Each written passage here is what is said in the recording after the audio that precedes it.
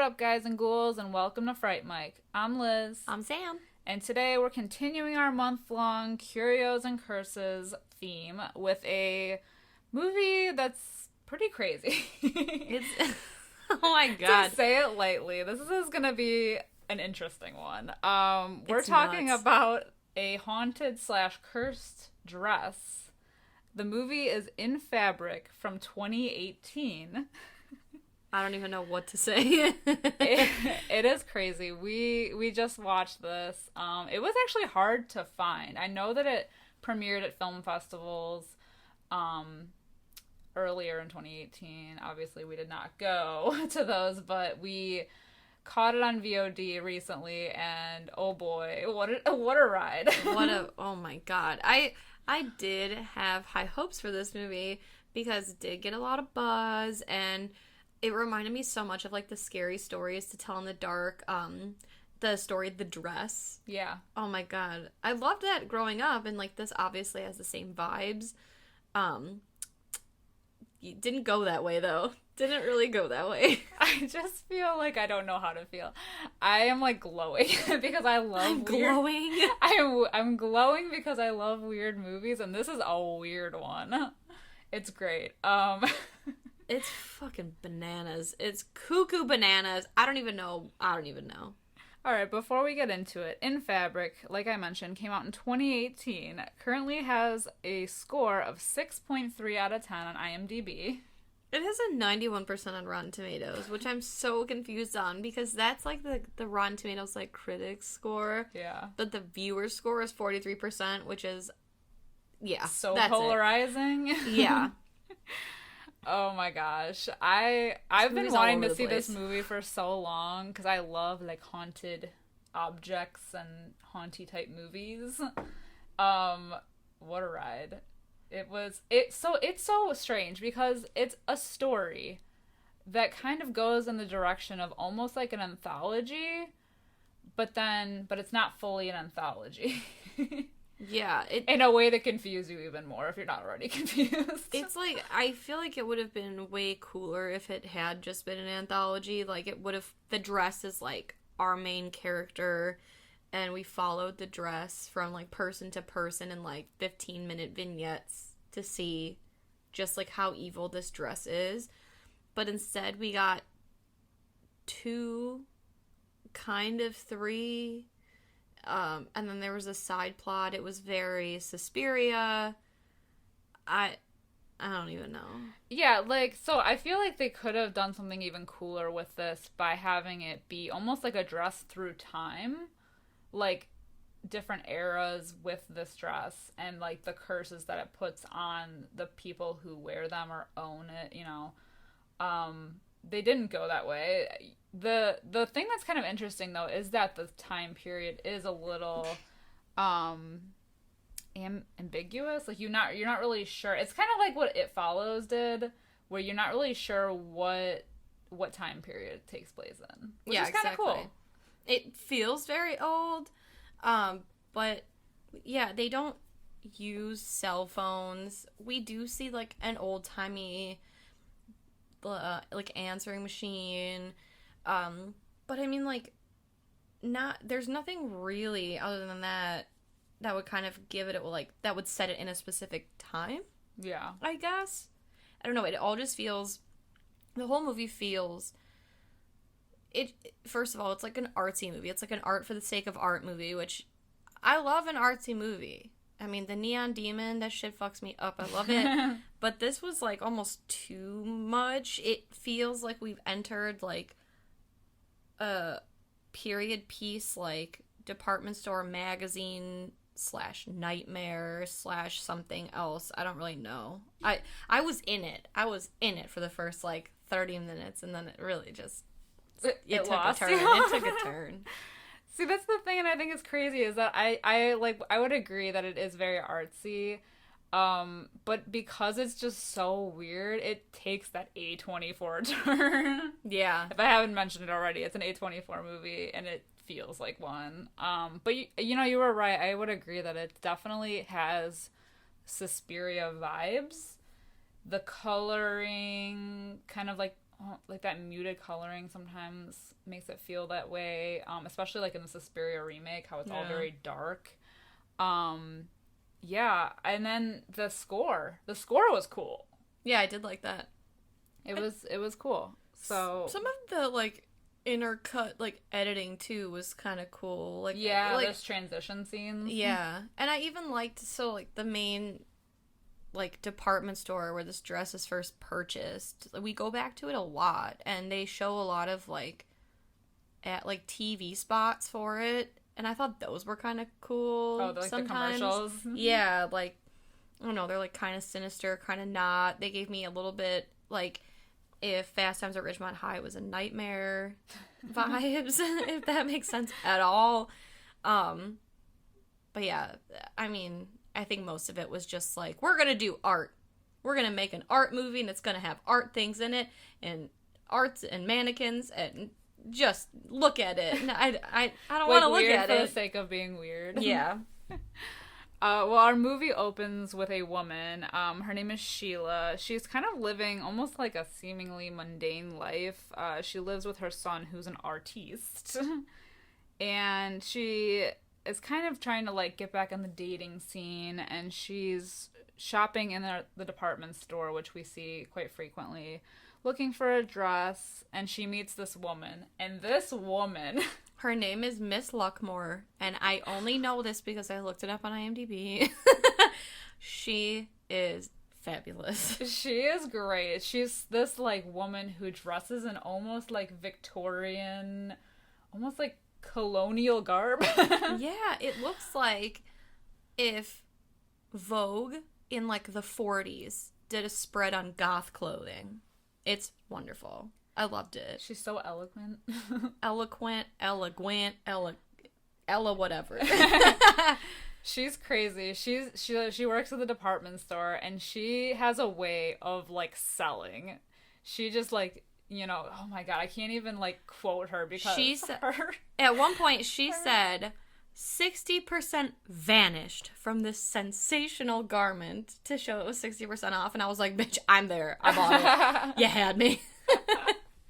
Saleswoman of the year. She is so bizarre. She needs a raise. She does. She's crazy. She reminds me, this is the other thing. It was like Suspiria meets like The Witches, because this Miss Luckmore reminded me so much of Angelica Houston from The Witches. And I'll tell you why. Because at one point, she takes her wig off, and she is bald, so she almost looks like a mannequin, like without the dressings or whatever. Just the way she undresses, and she's got like the blood red fingernails and like the dress. She's almost like a doll. She is, and she speaks very like specifically and beautifully. Like I don't know, but there's a sinister undertone to it. It was very witches, very witches witchy. adjacent. Yes. So Sheila ends up buying this dress. She wears it on a date with this man who is awful. His name is Adonis, so you're like, ooh. And even when she's buying the dress, everybody makes it a point. Like, Miss Luckmore is like, you're gonna wear the dress, and Adonis is gonna compliment you on it. He's going to, mark my words, he's gonna compliment you on it. And then they go on this date, and he is such... he fucking blows. He's a mouth breather. He is a weirdo. He, like, does not talk to her, really. And anytime he does talk to her, it's very short, very brief. Yeah, it's weird. She's like, oh, it says in your bio that you like to laugh. And he's like, I do. She's like, about what? He's like, oh my god, what is this, an interview? Kinda. It's just very uncomfortable. Yeah, it's weird. It's super weird. So then we cut to her going home later, to her son, who is kind of dating, kind of whatever this girl who's played by Gwendolyn Christie. Love it. And her name is Christie in the movie. Ooh. What? That's either really ironic or really lazy. I don't really know. Yeah. So she's like a model, and he's like an artist. So she models for him. She's his muse. The muse. Lame. But she's also kind of squatting in their house, low key, because because she's just kind of helping herself to like everything and taking up space, and she's just also kind of an awful person, and so is the son. I just feel for Sheila, you know? I know. Sheila just wants to have a good time. And her son's like such a fucking asshole. I don't know. He really is. But she's undressing. She takes the dress off and notices that it left like almost like a weird mark on her skin. It almost kind of looks like a rash / burn. Yeah. It looks like that thing from Ghost Ship that he marks the souls with. Yeah, so she's definitely been marked at this point. Yes, the dress has claimed her for its own. But then, like, I know I don't know why she always is, like, going through her son's shit. And she finds the red dress in her son's room, and she was like, stop going through my shit. And he's like, you stop going through my shit. But none of this really matters, because it doesn't. And then she goes to wash the dress, and she finds, like... So, first of all, the dress has, like a saying sewn into it, right? Isn't it, like, French? Yeah, there's, like, a little inscription sewn into it. And then, on top of that, she finds, like, something sewn into the dress. And, you know, like, on all of your garments, there's, like, a tag with, like, wash instructions, and it's got all the little symbols on it. Like, don't wash cold, don't whatever the hell that means. Well, there's, like, a long tag, and it's got these weird symbols sewn onto it. And she's like, whatever, and throws it. It's witchcraft. Yeah. And she throws it in the washing machine, and, I mean, we think that's it. She's just trying to wash the damn dress. But, oh boy, does it do more than wash this dress. It's nuts. Not only does this dress take people's lives, it takes the lives of washing machines. It's got a vendetta against being cleaned. Oh, yes, because it destroys her washing machine. It, like, rips out of the wall, and she's trying to stop it, and it's, like, ripping tile off the wall behind it, and it, like, slices her arm. It's very bloody. Very bloody. Blood everywhere. Yikes. So we basically watched the washing machine, like, destroy itself and everything in its wake. So then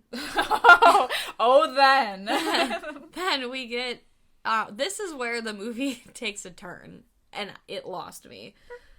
It's the greatest / weirdest part of the movie. We get Miss Luckmore and a friend, another witchy woman, and they start, like, washing this mannequin and feeling it up and doing some voodoo with it. It's like some sort of something, and we get a shot. This mannequin has a big old bush on it, just like pubes to the high heavens, and this old man appears. And Count Orlok looking yes guy. I called him Count. We're gonna call him Count Orlok because he looks just like the Dracula character Count Orlok in Nosferatu. He's tall, he's skinny, he's pale, he's gaunt, he's just sunken in. But, he's, like, watching them. Yeah. Fully aroused at what is happening. Why this mannequin has a bush, I don't know. But in addition to that... It gets worse! It starts to bleed down there. For no reason. It's just weird. And he, like, yeah. He's, like, watching them do this, and he's, like, jerking off while in the corner. Yes, and, like, he's making eye contact with Miss Luckmore, and she's making eye contact back. And she's like, oh, you like that, do you? And then she sticks her fingers in the... Ew! You know where she sticks those fingers. Saying it out loud is horrible. And then she's got the blood on her fingers, and he's like, oh, yeah. And then she puts the blood on her lips, and he's like, bah! And we get the slow-mo shot of the after effects. There's flying semen. The jizz is flying, and it's a slow-mo shot. It's flying. What the fuck? It's just so bizarre and so unnecessary and so confusing, and I'm just... that was hard enough just to describe. I know, it was so weird. It was the culmination of my being. Culmination. Oh my god, so fucking weird. So Sheila is getting a little weirded out by this whole thing with this dress. She does find out that there was only one made of it in the world, and even the model who wore the dress in this catalog that they have at the department store, she actually died. So she's wearing a dead woman's clothes, I guess. Yeah. And she's like, what the fuck? So she goes and looks up some news articles about the model. And I noticed it says, magazine model dies in a zebra crossing. What? Excuse me? What? Was she... Okay. That's fine. So then, after Sheila leaves, Miss Luckmore finds that picture of the model wearing the dress, which in the magazine says that the dress is artery red. So descriptive. So descriptive. She peels the photo out of the magazine, folds it up, and she shoves it up her cooch. Keisters that. Yeah, she does. And then she's like looking around like, oh, nobody saw anything? Okay, cool. We'll just move on. Why don't you just toss it in the nearest receptacle? I know. Why do you have to fucking... Why you gotta go there? I don't get it. Oh, but we did go there. Yeah, so did the paper. Ugh. So Sheila that night goes on another date, this time so much more successful. But she does not wear the dress. No. She wears a different dress. Which explains why it's so successful, I feel. Yeah. It was like the first one was sabotaging her first date. So she meets another man named Zach, and that they hit it off without any trouble. But there's trouble at Sheila's home because her son Vince and Christy, she's like tied up to a bed. He's under the covers. You know what they're doing. I'm not gonna tell you. We've said enough. We're all adults here. And then the dress is like hovering. It crawls itself into the bedroom, and then it's like floating, and then flies over her face and tries to smother her, and she's like, ah, and she freaks out. So this is the first time that we see that this is like a killer dress, like an entity. Yes. So I'd like to keep with that same theme. Later that night, after the date, Sheila goes home and she's sleeping, and the dress is like floating above her, which it does this a lot from now on. So there's that to look forward to. It just likes to hover and watch you sleep. Yeah. So we cut to some time later. Like, clearly it's been some time just because of the fact that she's now more comfortable with Zach, her date number 2 that was so successful. And she's kind of like, they're at her house hanging out, and she kind of expresses concern that this dress, there's like something weird going on with it, just because of the weird things that like happened when she was wearing it, or just having it around, like things breaking, people dying. No. Yeah, really. So, but the man Zach, he says that, you know, it's weird. He kind of jokes around saying that like most women aren't happy with dresses because they always have something to criticize. But he says that she looks really great in it, and tells her to wear it. And yeah, so they go on like another little date where they're walking through a park, and all of a sudden, out of nowhere, this dog comes out and just attacks poor Sheila while she's wearing the dress, rips it to shreds, rips her arm apart. And her leg. And her leg. Just like horrible. But later on that night, she's resting in bed, just healing, and the son brings her the dress because he found it. And it turns out that the dress is not ripped at all. And she's like, well, it was literally ripped to shreds. Like, how the fuck is this possible? So, it's not only evil, but it's like the Christine of dresses. It is. That's what Luke said. That's what Luke had said. I'll give him credit. Yeah. It really is. It like pieces itself back together. Yeah. It's a self-sustaining, I guess, because it's going to be together forever. Is that what I'm trying to say? Sure. Yeah. So then she's like, you know what?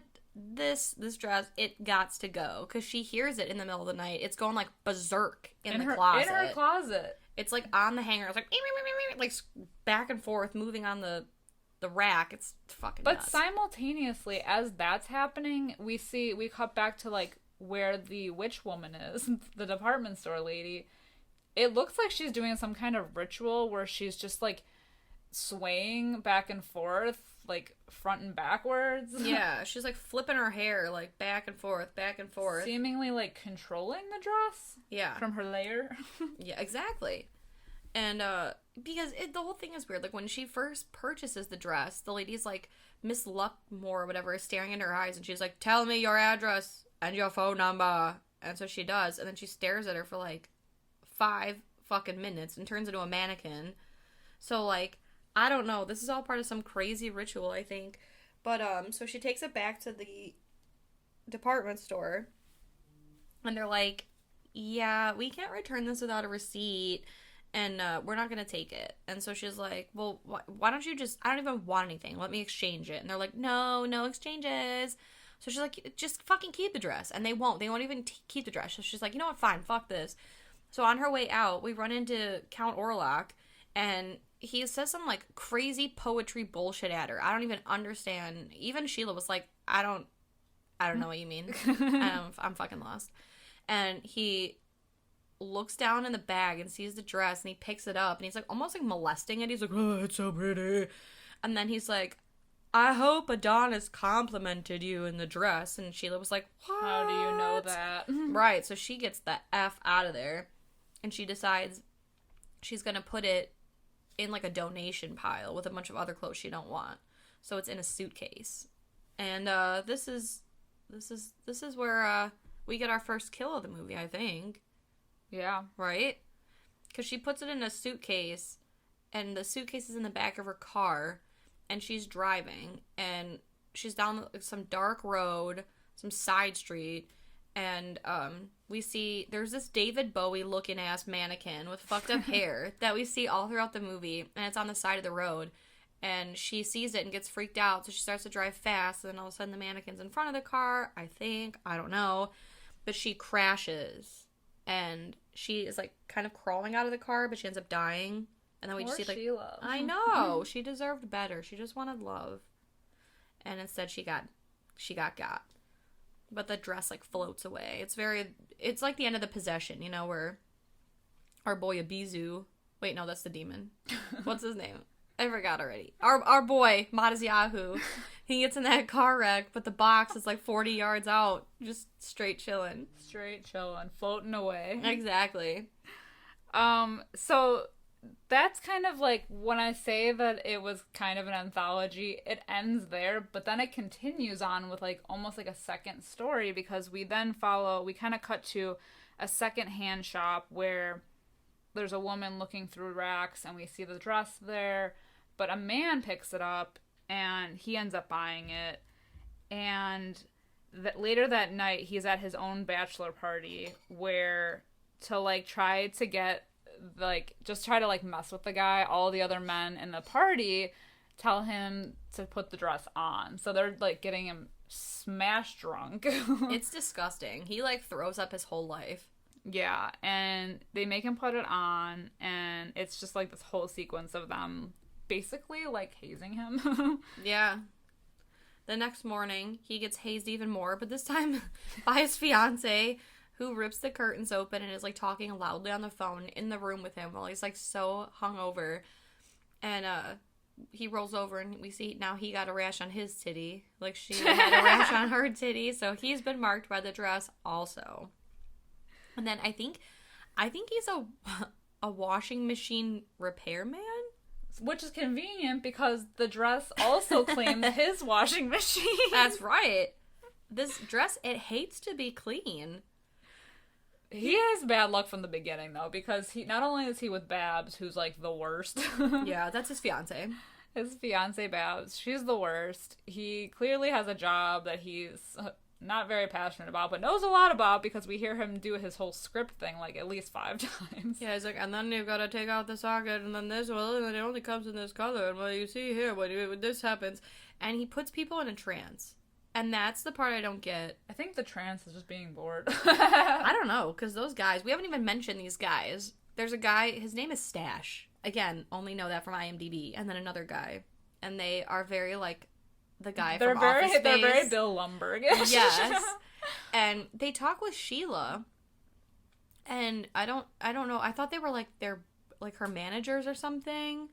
But it's very strange. They show up twice in the movie. First as Sheila's almost like bosses, giving her a hard time about her bathroom breaks and like just like her fellow employees narking on her for doing things. And her handshake is weak, and that's of note. And she only waved to her boss's mistress, and that was very informal. Very that weird. That was bad on her. Very corporate. Very weird. Yeah, very strange. But, yeah, so, like, they almost, like, get off on him, like, rambling, because, like, he starts to ramble, and they're like, oh, like, their eyes roll on the back of their head, like, when you get a good head scratching, you know? Like a dog. Exactly. So, his whole, like, rambling thing is so weird. I don't get it. I feel like he's a witch, also, somehow. But because he fixes his own or attempts to fix his own washing machine, which was obliterated by this dress, he ends up getting fired. So really down on his luck, which leads him to be talking to these other men who, like, kind of offer him a job under the table. Yeah, like, kind of, sort of. They're trying to help him out. They're trying to help him with, like, financial options, too. Also, it is noted, so Babs, his fiance, she puts on the dress, too.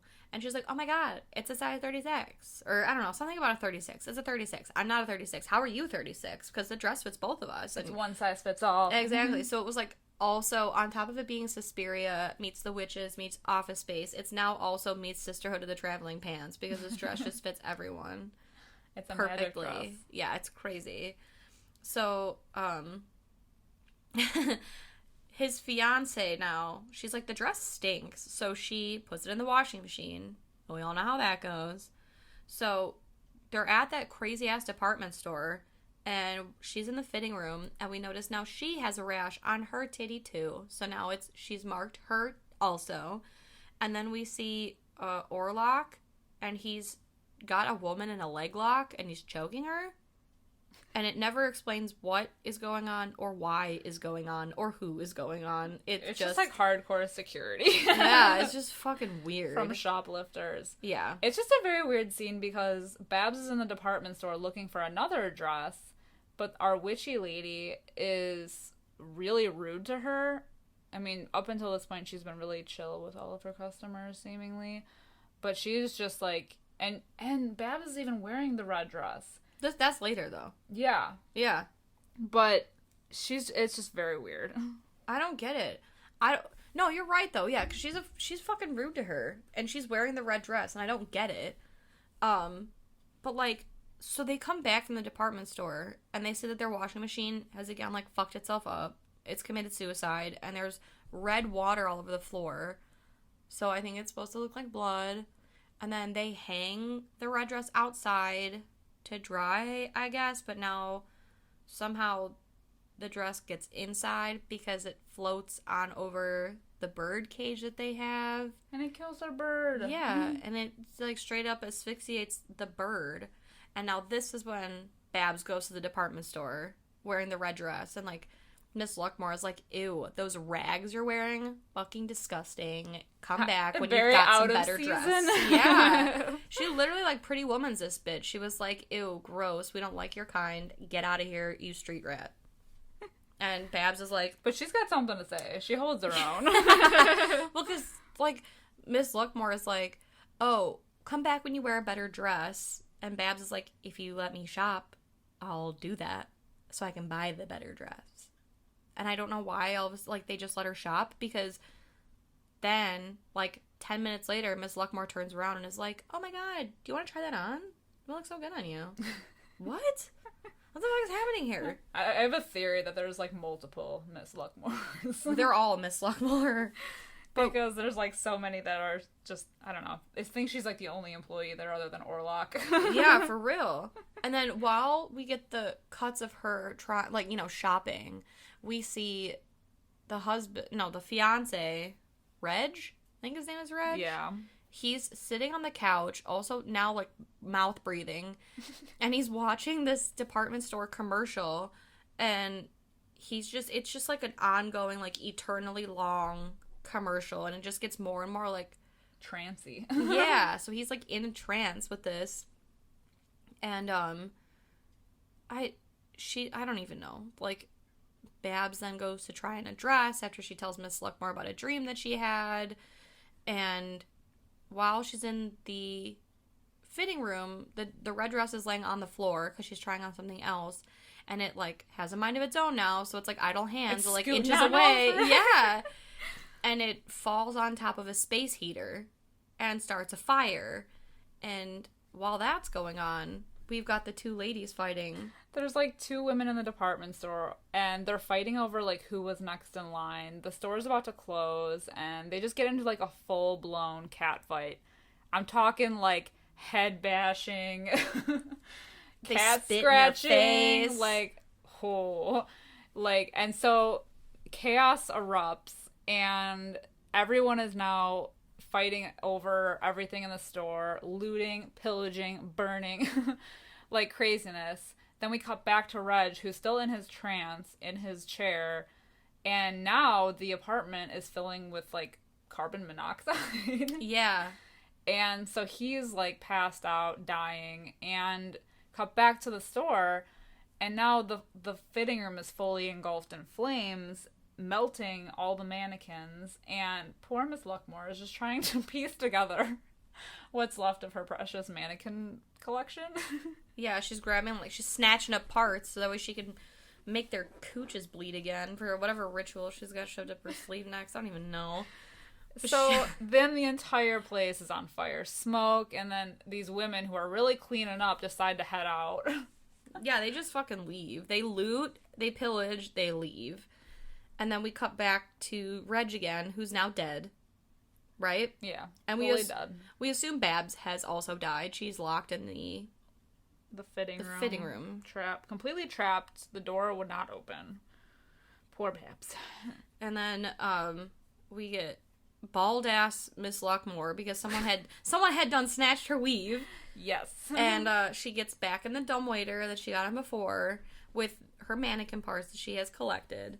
And this is, I don't even fucking know. So this is where it's a little weird. This is the point in the movie. I mean, this is the end, but this is the part where I feel like there could have been more story. But we got too far into the movie to tell it, so they just kind of end it this way. But she hops into the dumbwaiter with the mannequin, who she's like clutching onto.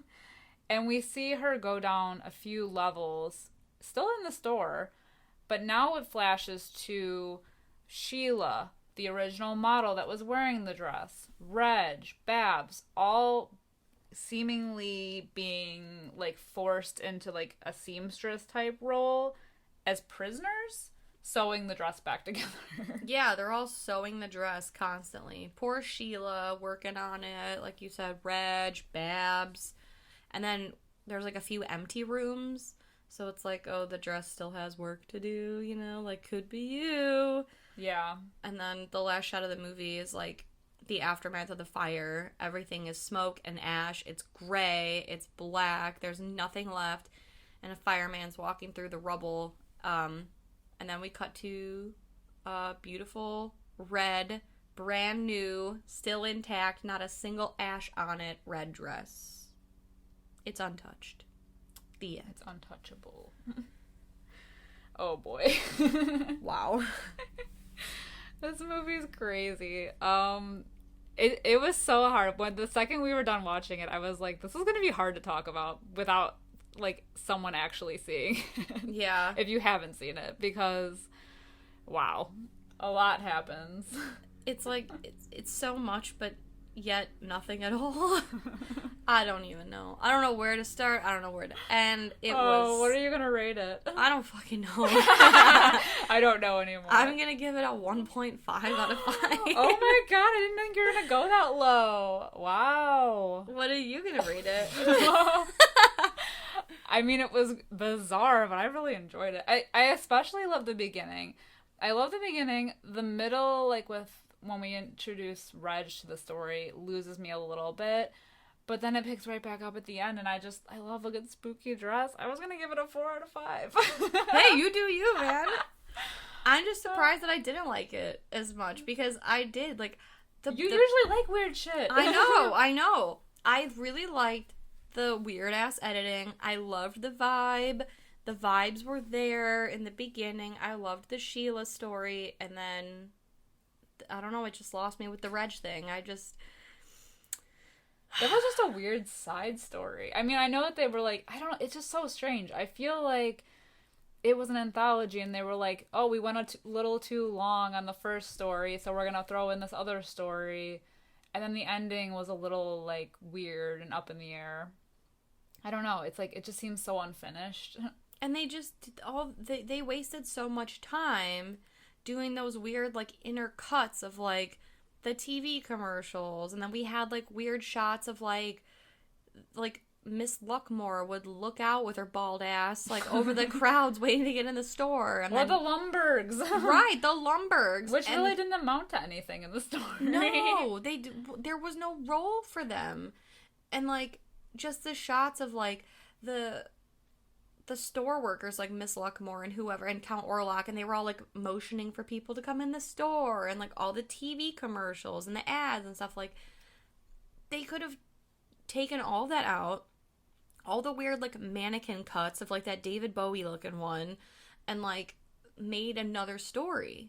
I almost think they could have cut the Reg story out and shown more of the witches in this department store. Yeah. Like, we see their weird shit happening, but there's no context behind it. It's almost like there could have been more backstory with them, or just more shots of them doing their whatever thing behind the scenes. Like, I wish I knew how they connected with the dress more, if at all. Like, because when Sheila bought the dress, obviously there was a connection there, because they were like, yeah, you need it, of course, it's for you, like, this is the one.